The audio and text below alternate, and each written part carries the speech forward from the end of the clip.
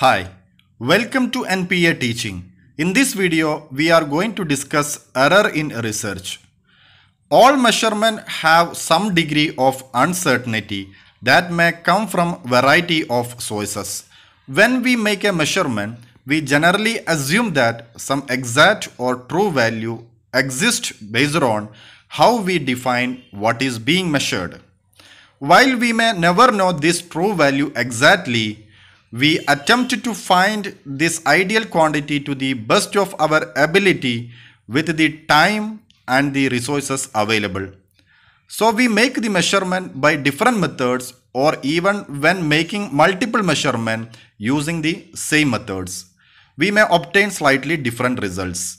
So there is a certain amount of uncertainty or error associated with every experiment.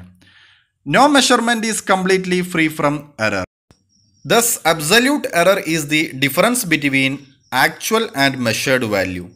But when measuring, we don't know the actual value. So we use the maximum possible error.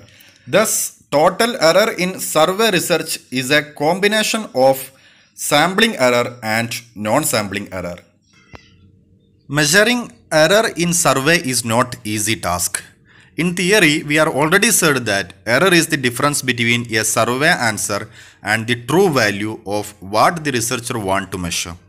So the main objective underlining any research project is to provide the information that is to be accurate and error-free as possible. Maximizing accuracy requires that the total error should be minimized. The total error has two distinct components, that is sampling error and non-sampling error. So the total error is the sum of sampling error and non-sampling error. As we are already said that sampling error is the one of the major component of the total error in research. So what is a sampling error? So sampling error are the random variation in the sample estimates around the true population parameter. This error happened when the statistical characteristics of the population are estimated from the subset or sample of that particular population. So it is the error caused by observing a sample instead of whole population. Since the sample does not include all members of the population, statistics on the sample such as sample mean or sample standard deviation generally differ from characteristics of the entire population, which is known as parameter. That is, sampling error is mainly associated with sample size. That is, as sample size increases, the possibility of the sampling error will be decreased. That's why sampling error will be zero when there is a complete enumeration. Thus, sampling error is the difference between sample statistic and population parameter. A random sample will be always have some sort of inaccuracy, which is referred to as margin of sample error or simply sample error.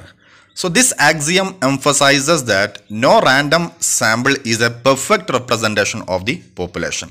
How do we know if the sample statistics are at least reasonably close to the population parameter or not? Here we need to understand the concept of sampling distribution. Suppose that we draw all possible sample of size n from a given population, and further we compute a statistic, for example, that is sample mean of each sample. Here it is shown different possible sample from a given population and also calculated the sample mean. That is, here x bar 1 is the mean of sample 1, x bar 2 is the mean of sample 2 and x bar 3 is the mean of sample 4, like that. So the probability distribution of this statistic is called sampling distribution. And these means look like different, but they are really a sample mean which may differ from their corresponding population mean due to sampling error. We will consider a numerical example for that so that it will be more clear. Suppose we have a population of size 1000 and the mean age, that is mu. Population mean is the 36.5 years. Now here we are taking the sample of 50 out of this given population of 1000 people and we calculated the sample mean, which is 34.6 years. And similarly, we are taking the another sample of 50 sample size, and we calculated the mean age, which we gets 37.1 years. And similarly, we are taking the another sample of 50 out of the total population of 1000, and we received the mean age is 36.4 years. So see here, whatever we are taking the sample size of 50 from the given population of 1000 and calculating the sample mean, which is deviating from the actual population mean, which is 36.5. See here the difference of sample mean and the population mean, and this difference is what is known as sampling error, and this sampling error can be reduced by increasing the sample size.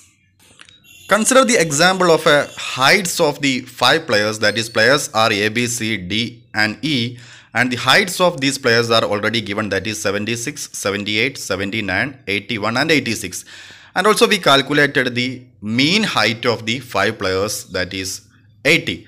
So this is our population is the 5 player and the population mean is the 80.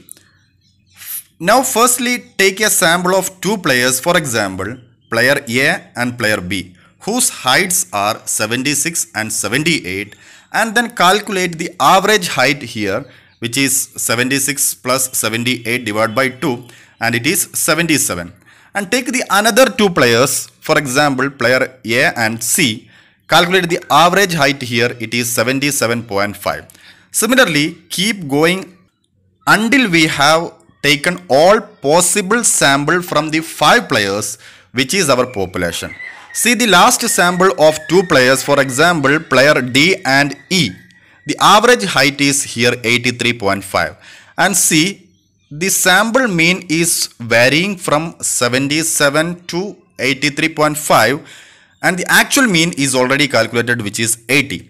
So this difference between 80 and the sample mean is known as sampling error. Now if you draw the dot plot for the sampling distribution of mean for the sample size of 2 from the previous example of a 5 players, then it look like this, and dots are starting from, that means the sample means are starting from 77 to 83.5, and the actual mean is 80. See how much sample mean is deviated from 80 on the left and right hand side of the population mean, and this deviation is the sampling error. Now we are taking the same example of the 5 players and their heights, but here now we are taking 4 sample of players instead of 2 as in the previous case. That is, take the sample of 4 players, for example A, B, C and D, and whose heights are 76, 78, 79 and 81, and calculate the average height here, and which is 78.5. Take the another sample of 4 players, for example A, B, C and E, and calculate the average height here, it is 79.75. Keep going until we have taken all possible sample of 4 players from 5 with or without replacement. See the last sample of 4 players, for example players B, C, D and E, and the average height is 81. See here the sample mean is varying from 78.5 to 81, and the actual mean is 80. If you draw the dot plots for the sampling distribution of the mean for sample size of 2, then sample size of 4, then it look like this, and the dots are starting from 78.5 to 81, and the actual mean is 80. See how much sample mean is deviating from 80 on the left hand and the right hand side of the population mean. Of course, this difference is the sampling error. But see the deviation. When sample size was 2, deviation started from 77 to 83.5, but when we increased the sample size from 2 to 4 players, then the deviation is decreased, that is 78.5 to 81. That means when you are going to increase the sample size, then your sample mean will approach to the population mean, So instead of 4 sample, if you are taking the 5 sample, that means you are considering the entire population or entire players are here, then your population mean and the sample mean will be equalized.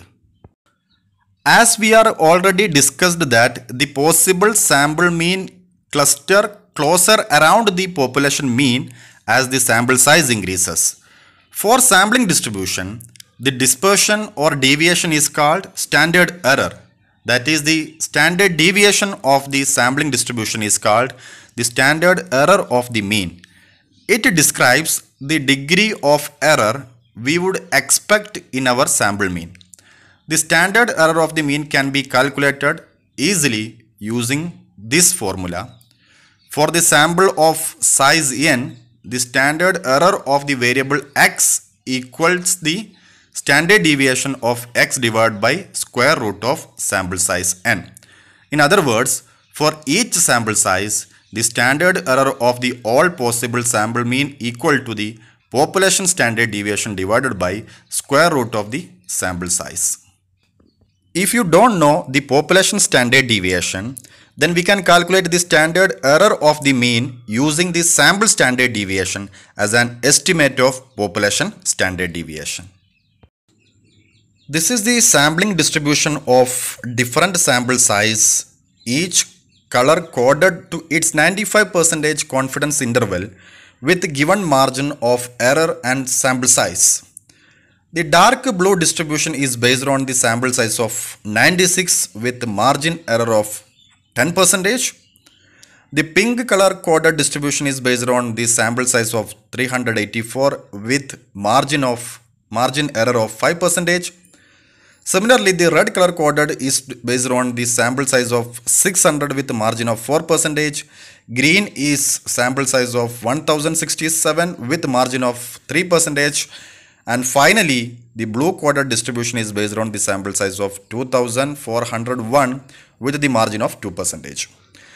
Here it is noticed that the size of standard error decreases as the sample size increases. That is, the degree of sampling error is smaller when the sample size is larger. In fact, when the sample size is equal to the population size, then the standard error of the mean is 0. That is, when sample size is equal to the population size, the sample mean will always equal to the population mean and there is no sampling error.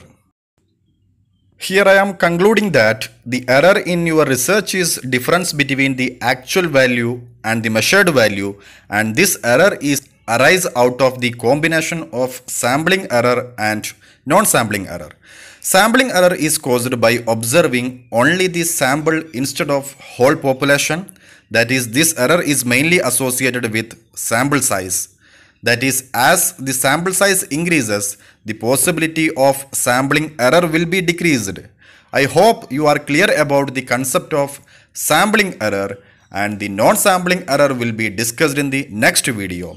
Have a nice day and see you in the next video. Thank you.